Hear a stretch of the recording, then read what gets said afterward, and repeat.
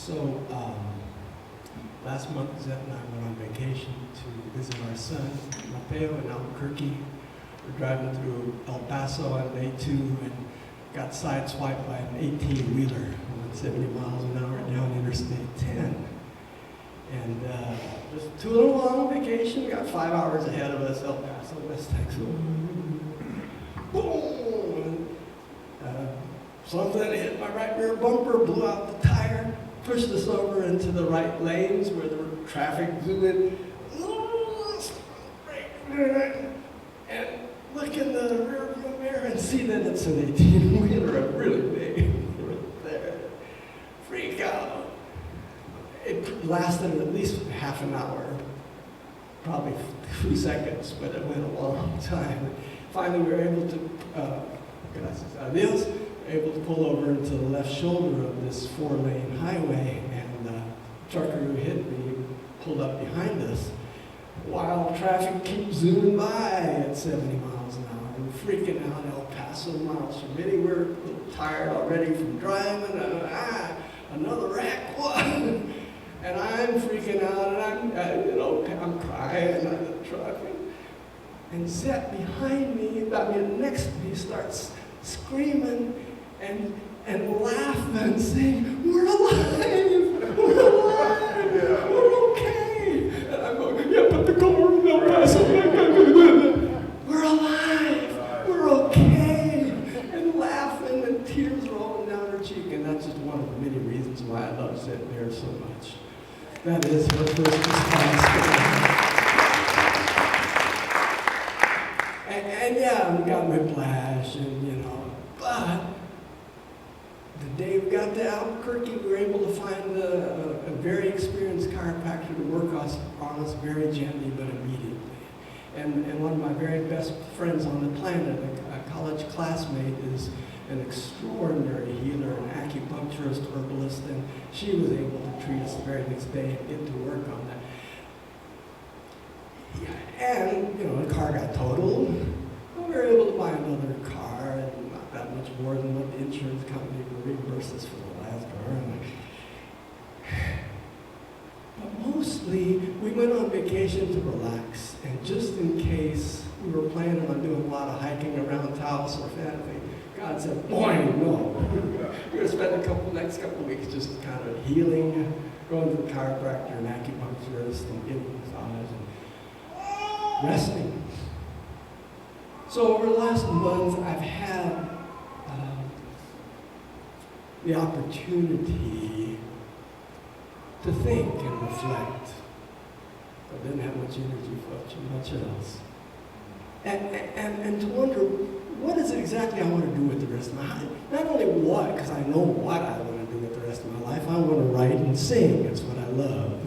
But it's the how that I had overlooked. And I had this opportunity to decide that I want to be glad. I want to have that response that Zet had. No matter what happens in my life, I want to be joyful and grateful and happy. Which is a stretch for me. Zet will be the first to tell you. My close friends know that my public persona is a happy, joyful guy, but privately I'm a very sad and scared little boy a lot of the time. Coming places full of struggle and I'm learning. And this month I've been stretched to learn, to choose to be glad, to rejoice and be glad, to choose joy again and again, and from that place of gladness, choose to be grateful, G, loving, L, accepting, A, and daring, D. I'm here to be glad. I'm here to remember to be grateful that I'm here. Oh, I'm supposed to be here. Okay. It's weird talking to you from way over there.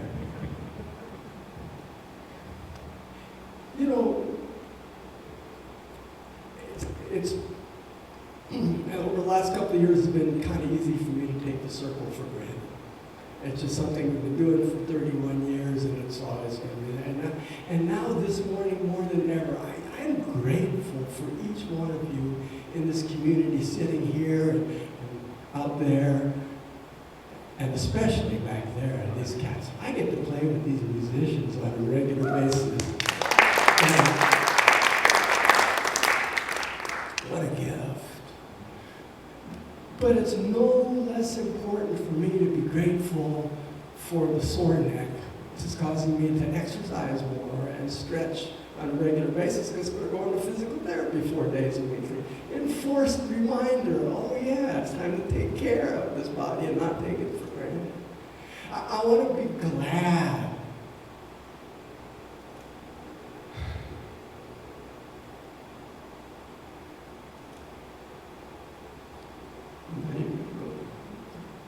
I just want to be glad.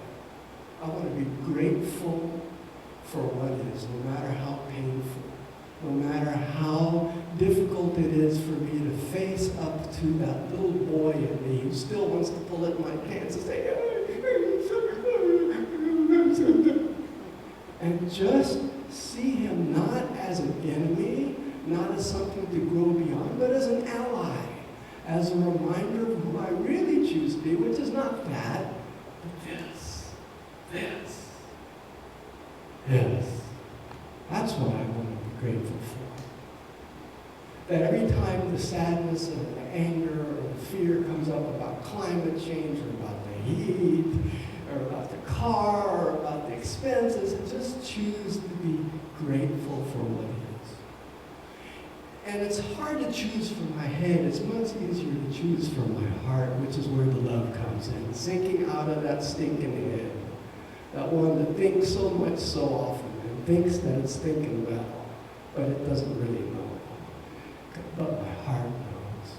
My heart knows as I remember to sink into it again and again and choose to feel that gratitude, to feel the love that I was here for, that love that was pulled out so joyfully in Spinoza's reading.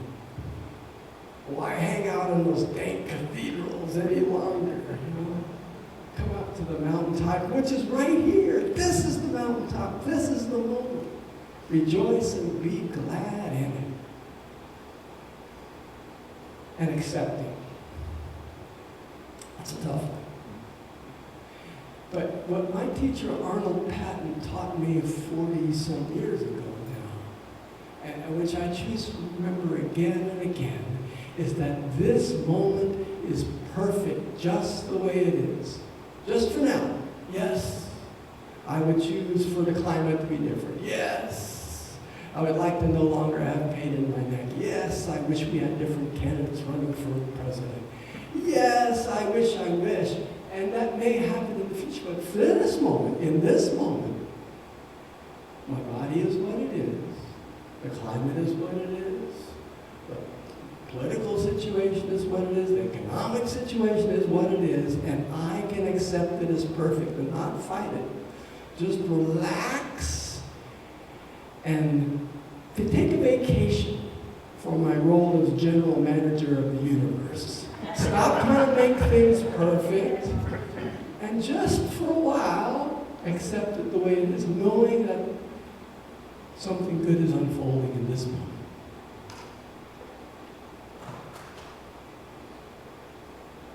I'm so glad to see you, Jeannie. First of all, welcome. They're visiting from their home in the valley. Long-time members of the circle.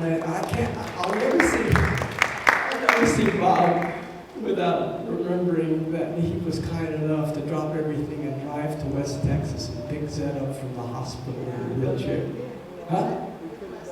With Leslie, yeah, absolutely. I was going to say that next.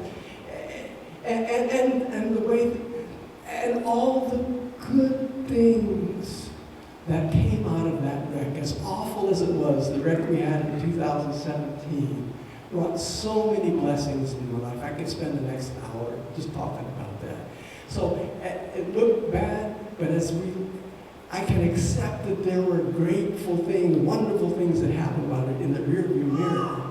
But in the present tense, can I recognize that whether it's a wreck or an economic thing or a physical thing or a relationship thing, no matter how bad I think it is in the moment, if I can just accept it as it is and trust that something good will unfold from it, as good things unfolded from our rank in 2017 and last month. Good things have unfolded from it, as I'm accepting.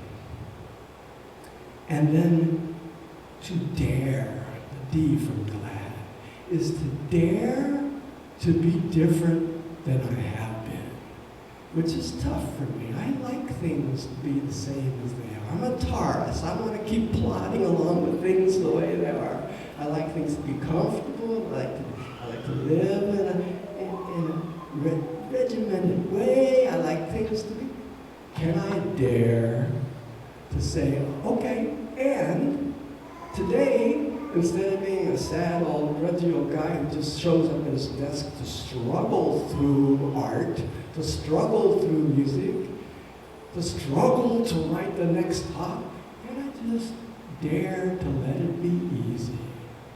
Can I dare to come up against that little 2-year-old boy who's still tugging at my pants, asking for attention, and say, I choose to be large. I choose to be grateful. I choose to be loving. I choose to be aware, glad. Grateful, loving, accepting, and daring, which not coincidentally happens to line up quite well with the 4 directions. Because as I turn and face south, I have very much to be grateful for. The south, the direction of blessings, direction of the noonday sun, the summer, yay. The west asks me to be accepting of whatever it is, including the fact that I'm going to die. That as at 71, I have however much time left, but it's okay to have a back that's not as flexible as was and fingers that have some pain in them. That's part of it. I have to let go of my youthful desire to shoot basketball. I will never jump again. My orthopedic surgeon said, you will never jump again unless you're jumping out of a burning building, and you will never run again. Do not run. My orthopedic surgeon says your titanium knee does not want to be run on. I have to be glad to be in my body just as it is, daring to find new ways to have fun that don't include jumping or running. And as I am aware and accepting of that by facing west, then I can face the north and dare to be different. Because that's what the north asks. The north says you will always have challenges. Nobody gets to not suffer. We can pretend otherwise, but we all have to deal with some suffering and some challenges and some pain. And when it comes up, I am asked to remember that I can be loving right in the face of that daring. And I can be accepting, and I can be grateful so that I can be present.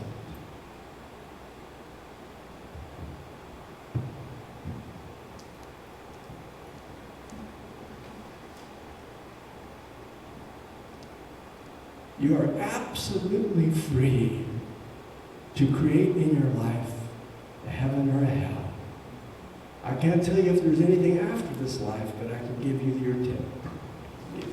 Live as if there wasn't, as if this was your only chance to enjoy, to love, to exist, and be glad. That's my story, and I'm sticking to it.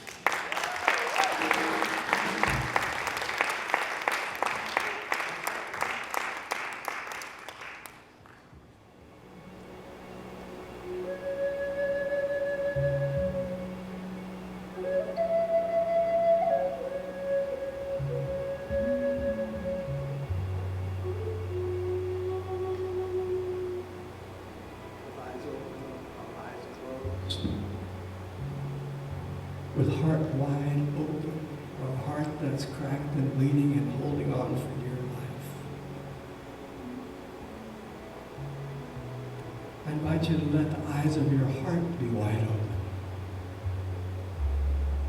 And join me in a time of being glad. From the top of your head to the tip of your toes, Feel yourself open and receptive to the possibility that this moment is calling you to rejoice and be glad. To choose joy. To choose gratitude for what is in your life just the way it is. The blessings and the challenges. The joys and the sorrows. The faith and confusion. Can you be grateful for it all? For being an integral part of this rich life unfolding now. A life that's calling you to love, to come from the heart,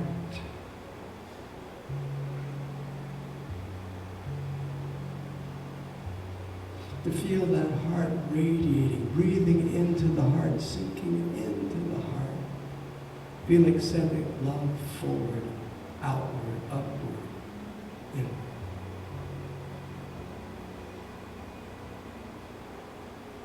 And perhaps you can love a particular person, persons, a particular circumstance, but send love out from your heart, out into the world, out beyond yourself. Send that love radiating now.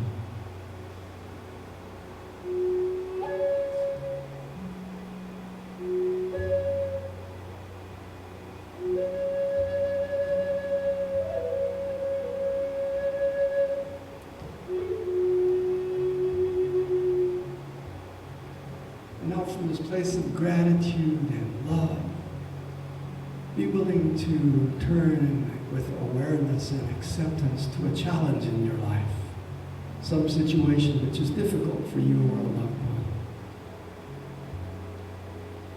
Feel that only good will come of your willingness to face that challenge consciously now, to open your heart to it with gratitude and love, knowing that something good will come of your willingness to simply be aware and accept it.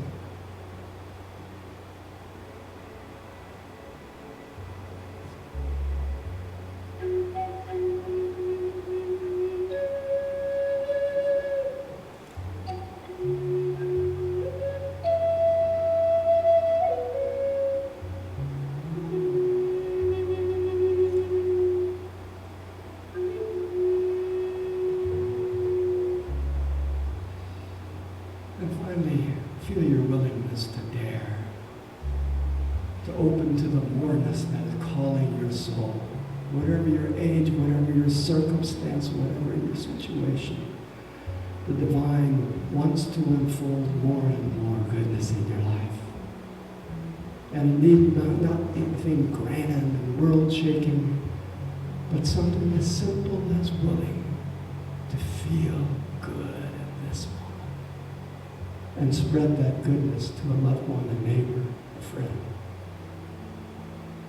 But more wants to unfold in you. Dare to face and embrace that moreness now.